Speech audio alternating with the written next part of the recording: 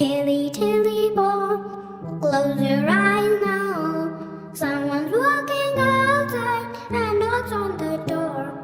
ស្នាគឺជាអ្នករស់នៅខេត្តកំពង់សោមអូនចង់ចែករំលែករឿងផ្ទាល់ខ្លួនមួយដែលបានជួបនៅអំឡុងពេលឆ្លងឆ្នាំ2023កាលពីដើមខែ1ដើមឆ្នាំ2023បងអូនបានបបួលគ្នាទៅបោះតង់នៅឆ្នេរមួយនៅឆ្ងាយពីស្រុកស្ទឹងហើខេត្តព្រះសីហនុហើយស្នាបានបបួលមិត្តភ័ក្តិរបស់គាត់5នាក់ឲ្យទៅរួមដំណើរកម្សាន្តលើកនេះជាមួយគ្នាគ្រប់គ្នាសុទ្ធតែនិយាយថាអូខេទាំងអស់ប៉ុន្តែដល់ថ្ងៃដែលត្រូវទៅបែរជាអាចទៅបានតែ3នាក់ប៉ុណ្ណោះដោយថា2នាក់ទៀតគាត់រវល់ម្នាក់ត្រូវឡើងទៅភ្នំពេញភ្លាមៗឯម្នាក់ទៀតឆ្លុះគ្នាជាមួយនឹងសង្សារគេចង់នៅដោះស្រាយឲ្យចប់ទើបឡើងទៅតាមក្រោយតាមពិតចាស់លោកបានប្រាប់ថាទៅណាកុំឲ្យយើងដើរហើរតែ3នាក់តែធ្វើម៉េចបើជ្រុលរៀបចំខ្លួនទៅហើយក៏សម្រេចចិត្តថាទៅតែម្ដងទៅនៅពេលពួកខ្ញុំជិះតាមផ្លូវចេញផុតពីស្រុកស្ទឹងហើចេញមករៀងឆ្ងាយបន្តិចត្រូវជិះឆ្លងកាត់កណ្ដាលព្រៃចំការកៅស៊ូរួចពួកយើងក៏បន្តជិះនៅលើផ្លូវដីក្រហមមួយសន្ទុះទើបចូលទៅដល់ឆ្នេរសមុទ្រនៅទីនោះសភាពស្អាតណាស់ហើយមានតែអ្នកដើរបោះតង់អីទេទើបស្គាល់ពួកយើងបានគុំថានឹងមកបោះតង់សម្រាប់លេងនៅទីនេះយូរហើយព្រោះឃើញគេ review ច្រើនដាក់នៅក្នុង YouTube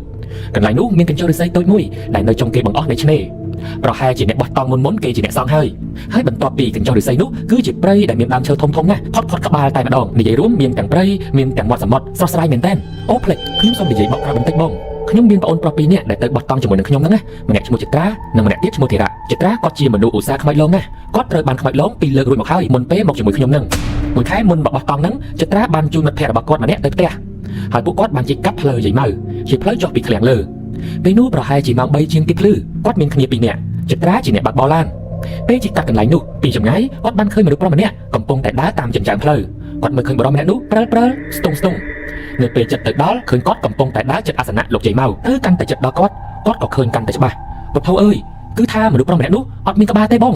ងគាត់ភ័យណាស់ភ័យឡើងបែកញើសជប់ពេញខ្លួនទៅហើយតែខ្លួនកំពុងតែបើកឡានតាមជំរាបភ្នំក៏ព្យាយាមតាំងសតិព្រោះកំពុងតែកាន់ចង្កូតឡានផងគាត់បានងាកសម្លឹងមើលទៅផ្លូវហើយផ្ដោតមើលផ្លូវតែម្យ៉ាងមិនហ៊ានងាកទៅមើលគេនោះទេគាត់បានមើលទៅមិត្តភ័ក្តិរបស់គាត់ដែលជិះនៅក្នុងឡានដែរគេហាក់ធ្វើដូចធម្មតារហូតជិះហូបផ្លូវនោះប្រហែលជា30នាទីទើបគាត់ហ៊ានសួរទៅមិត្តរបស់គាត់ដែលជិះជាមួយគ្នាមិញឯងមានឃើញអីទ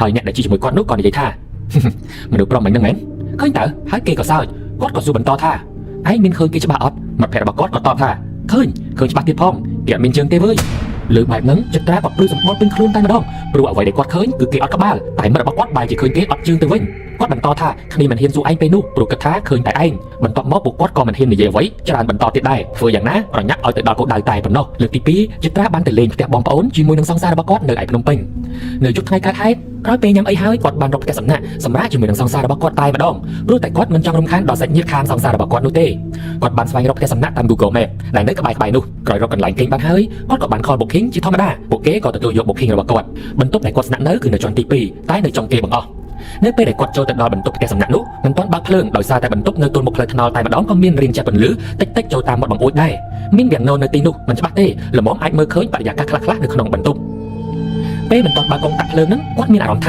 គាត់បានឃើញមនុស្សម្នាក់នៅពីក្រោយវាំងណូគាត់ភ្ញាក់ឲ្យព្រឺតក៏រាវដៃបើកភ្លើងមើលម្ដងទៀតតែបែរជាគ្មានអ្វីតតែសោះ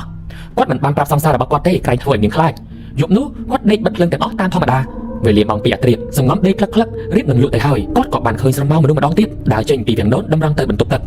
គាត់ក៏ព្យាយាមសម្លឹងតាមមុំពន្លឺព្រើដែលចេះតាមបងអួយបរិយាកាសនៅទីនោះហាក់ស្ងៀមស្ងាត់ឬសូរតែចង្រិតយំគាត់លួចបើកភ្នែកព្រមទេគិតថាក្រែងគេដឹងថាគាត់នឹងដឹងខ្លួនគាត់ឃើញច្បាស់ណាស់គឺស្រមោលខ្មៅដើរទៅក្នុងបន្ទប់ទឹករបស់គាត់ចុះឡើងហើយគាត់ដើរចេញពីបន្ទប់ទឹកតម្រង់ទៅវាំងណូវិញគឺថាទៅមកតែម្ដងគាត់ហ៊ានស្បត់ថាគាត់ព្រឺសម្បុររឹងខ្លួនអស់ហើយនោះពិតជាខ្មោចមែនហើយគាត់ឃើញច្បាស់តែម្ដងគាត់មិនដែលឃើញច្បាស់បែបនេះនោះទេទំនងគឺជាខ្មោចមនុស្សស្រីមួយយប់នោះគាត់រឹងខ្លួនមិនបានដេកទេហើយគាត់ចង់ដាស់សង្សារគាត់ណាប៉ុន្តែហាក់ដូចជាមានចិត្តមួយដាស់មិនបានពលគឺស្ទាក់ស្ទើរខ្លាចខ្មោចនោះដឹងបន្តិចហើយខ្លួនគាត់កំរើកមិនបានយ៉ាងម៉េចទេនៅក្នុងចិត្តគាត់បានតែទន្ទឹងថាព្រះអើយជួយកូនផងព្រះអើយជួយកូនផងព្រោះគាត់មិនចេះធေါ်អីដែររហូតតតែចិត្តព្រឹកគិតថារួចខ្លួនហើយគាត់ក៏បានរៀបចំអីវ៉ាន់ដាស់សង្សារគាត់ទាំងក្បាលព្រលឹមតែម្ដងត្រឡប់មកកំពង់សោមវិញព្រោះថ្ងៃនោះពេលល្ងាចគឺជាថ្ងៃដែលយើងបានណាត់គ្នាទៅបោះតង់នឹងឯងគាត់បានមកដល់កំពង់សោមសម្រាប់បានមួយពេលដល់ពេលល្ងាចពួកយើងក៏បានជួបជុំគ្នាហើយពួកយើងក៏បន្តដំណើរទៅឆ្នេរដើម្បីបោះតង់ជាមួយគ្នានឹងពេលខ្ញុំទៅដល់ឆ្នេរនោះមានអារម្មណ៍ថាស្រស់ស្រាយណាស់បងឆ្នេរសមុទ្រប្រទេសយើងគឺស្អាតណាស់ពេលពួកយើងទៅដល់ទីនោះប្រហែលជាម៉ោង5ជាងខ្ញុំបានទៅលេងនៅក្នុងព្រៃដែលនៅជាប់នឹងកញ្ចក់ឫស្សីមួយចម្លែកណាស់ខ្លួនខ្ញុំមិនបានប៉ះខ្យល់អ្វីទេពេលនោះគឺមិនមានខ្យល់អ្វីដែរប៉ុន្តែមានដើមឈើមួយយ៉ាងធំកម្ពស់ប្រហែលជាង3ម៉ែត្រឯណោះវាបានរង្គើដោយខ្លួនឯងទៅវិញចម្លែកត្រង់ថាដើមឈើនៅក្បែរនោះមិនមានសំបីតែមួយដើមដែលមានចលនាហេតុអ្វីបានជាដើមឈើខ្ពស់ក៏ខ្ពស់ធំក៏ធំមានចលនាតែឯងបែបនេះពេលនោះបើខ្ញុំចាប់អារម្មណ៍ប្រហែលគេឲ្យហេតុតាំងពីប្រលប់ហើយមើលទៅដល់ពេលរៀងយប់បន្តិចពួកខ្ញុំបានបង្កាត់ភ្លើងនៅពីមុខតង់ហើយពួកខ្ញុំបានធ្វើបណ្ដាលនិយាយគ្នាលេងបណ្ដាលច្រៀងបណ្ដាលសប្បាយណាស់បងអើយប៉ុន្តែនៅយប់នោះគ្មាននរណានៅចិត្តតង់របស់ពួកខ្ញុំឡើយសំបីតែអ្នកលក់ក៏ទៅផ្ទះបាត់អស់តាំងពីម៉ោង8យប់ម្លេះ នៅយប់ហ្នឹងលើឆ្នេរដ៏ធំល្វឹងល្វើយមានគ្នាខ្ញុំតែ3នាក់ទេពេលនោះគ្នាខ្ញុំបាននិយាយឌឺដំដាក់គ្នាប្រើប្រាស់ពាក្យអសុរោះខ្លះៗចំអែចំអន់គ្នាទៅវិញទៅមកតាមភាសាក្មេងៗអញ្ចឹងណាសុកស្រាប់តែមានខ្យល់បក់មុខយ៉ាងខ្លាំងនៅពេលនោះខ្ញុំមានអារម្មណ៍ព្រឺសម្បុរដែលមិនដឹងមូលហេតុនៅពេលដែលពួកខ្ញុំមិនទាន់និយាយពាក្យអសុរោះទាំងអស់នោះខ្យល់បក់មុខបែបធម្មតាអត់មានអារម្មណ៍ថាព្រឺរោមអីទេគ្រាន់តែនិយាយលេងសើចបន្តិចស្រាប់តែខ្យល់បក់មុខយ៉ាងចម្លែកធ្វើឲ្យព្រឺរោមភ្លាមតែម្ដងមើលទៅមើលមកចត្រាគាត់បានឃើញស្រមោលខ្មៅរូបរាងជាមនុស្សឈរសម្លឹងមកកាន់ពួកខ្ញុំគឺឈរពីលើថ្មមួយនៅមាត់ឆ្នេរឆ្ងាយប្រហែលជាង30ម៉ែត្រពីពួកយើងនៅពេលនោះចត្រាបានទាញប៉ាល់បញ្ចាំងទៅថ្មនោះគាត់បានសួរខ្ញុំថាណែបានឃើញអីអត់នៅកន្លែងនោះជួយមើលគ្នាមើលខ្ញុំក៏សម្លឹងទៅតាមគាត់ប្រាប់ក៏ឆ្លើយតបវិញថាអត់បានឃើញអីផងបន្ទាប់មកគាត់ក៏យកប៉ាល់មួយទៀតបាញ់ទៅកន្លែងដដែលគឺកន្លែងថ្មនោះគាត់បានសួរម្ដងទៀតថាឥឡូវមើលម្ដងទៀតមើលឃើញអត់ខ្ញុំនៅតែតបថាអត់ឃើញទេឃើញតែដុំថ្មហ្នឹងខ្ញុំសួរបញ្ជាក់ថាមានបញ្ហាអីមែនគាត់បោកភ្នែកធំផ្លឹកមួយសន្ទុះហើយក៏ឆ្លើយតបវិញថាអត់អីទេបន្ទាប់មកធីរៈក៏បានងើបទៅដេកនៅលើកញ្ចក់ឫស្សីក្បែរតង់របស់ពួកយើងដេកលេងគាត់បានងាកទៅចំកន្លែងព្រៃដែលនៅជាប់កញ្ចក់នោះស្រាប់តែគាត់បានឃើញរូបរាងមនុស្សស្រីម្នាក់ទៀតឈរមើលនៅជិតនឹងប្រហែលជាង10ម៉ែត្រតែប៉ុណ្ណោះមានពន្លឺពីព្រះច័ន្ទព្រាលគាត់មើលឃើញមុខគេមិនច្បាស់ទេពេលនោះគាត់មានអារម្មណ៍ព្រឺខ្លាចព្រឺរោមណាស់តែគាត់ព្យាយាមតាំងចិត្តហើយដើរចុះមកអង្គុយលេងជាមួយនឹងពួកខ្ញុំវិញមិននិយាយអ្វីទាំងអស់ប្រហែលជាម៉ោង10យប់ពេលដែលពួកយើងកំពុងអង្គុយនិយាយគ្នាលេងនៅលើខ្សាច់ខ្ញុំបានសម្លឹងទៅខាងព្រៃនោះដែរបងអើយប៉ាត់មែនហើយស្រស់តែម្ដងខ្ញុំបានឃើញរូបរាងគេប្រហែលជាមនុស្សស្រីស្លៀកពាក់រាងពណ៌ប្រផេះបន្តិចខ្មៅបន្តិចតែកម្ពស់គេខ្ពស់ណាស់មនុស្សអីខ្ពស់យ៉ាងនេះយ៉ាងណាក៏ជិត2ម៉ែត្រជាងដែរគេឈរសម្លឹងមកកាន់ពួកខ្ញុំគេនៅប្រហែលពីពួកខ្ញុំជាង20ម៉ែត្រតែប៉ុណ្ណោះខ្ញុំបានផ្លឹកមើលគេតតែគ្នាខ្ញុំដាស់ហើយសួរថាមើលអីខ្ញុំភ្ញាក់ឲ្យព្រើតខ្ញុំសួរមិត្តភក្តិខ្ញុំថាហែងជួយមើលអញតិចមើលនោះគឺជាមនុស្សឬក៏ដើមឈើអ្វីពួកគេថាដើមឈើហ្នឹងហើយវាយ៉ាងម៉េចខ្ញុំក៏មើលបញ្ជាក់ប៉ាត់មែនគឺជាដើមឈើប៉ាត់មែនខ្ញុំបានប្រាប់ពួកគេថាអញ្ចឹងអត់អីទេប្រហែលជាម៉ោង11យប់ចត្រាបានដើរទៅបត់ជើងតូចនៅក្បែរព្រៃនោះស្រាប់តែគាត់បានឃើញស្រមោលខ្មៅជាមនុស្សកំពុងតែឈរមើលគាត់ពីក្នុងព្រៃមកសម្លឹងមើលគាត់តែម្ដងតែមួយផ្លែសោះគាត់បានបញ្ចាំងប៉ាល់នៅទីនោះមិនដឹងជាគេបាត់ទៅណាគ្រប់ពេលដែលគេបង្ហាញខ្លួនតែងតែមានខ្យល់បក់មុខយ៉ាងចម្លែក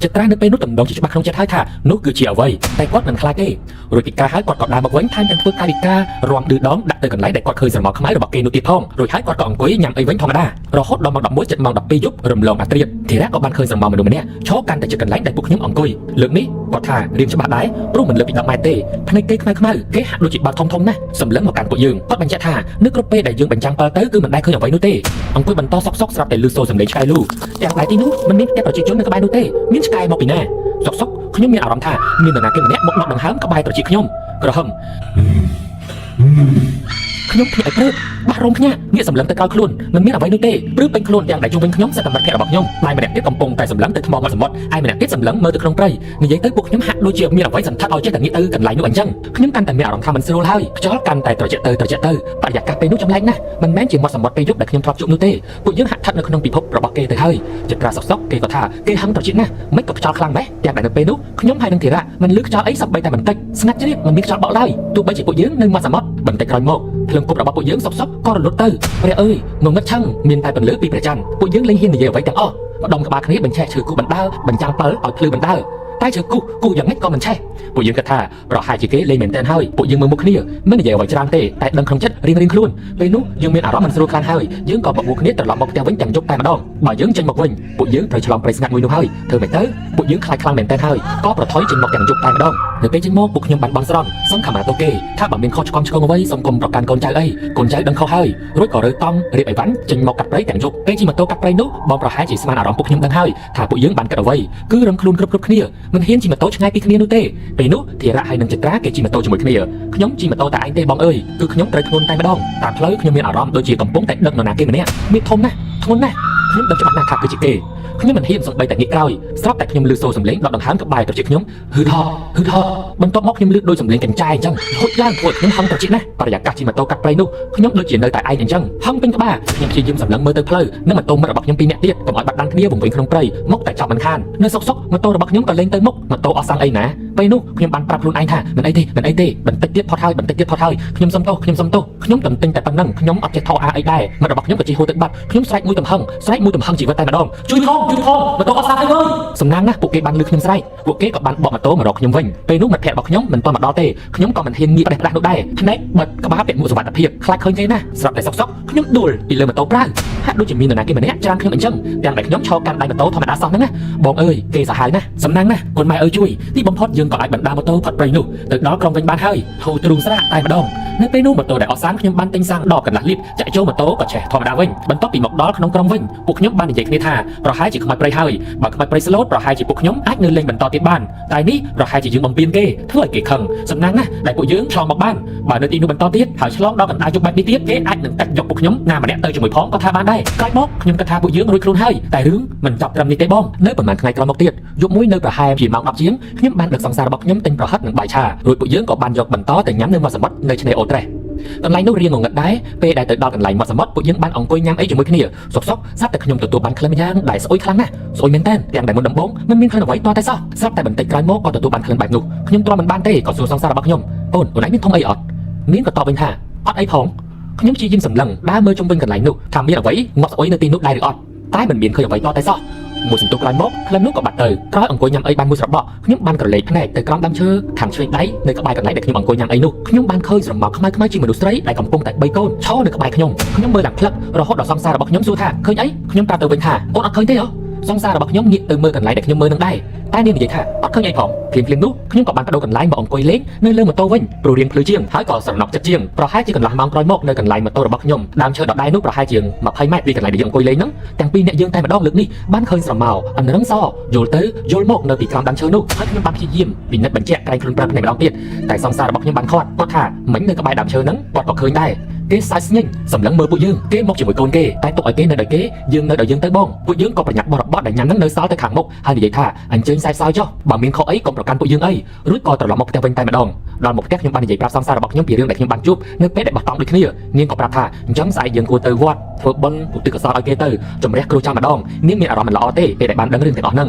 ក្រោយពីទៅវត្តហើយរហូតមកដល់ពេលនេះខ្ញុំមិនដែលជួបរឿងចម្លែកអីបន្តទៀតទេ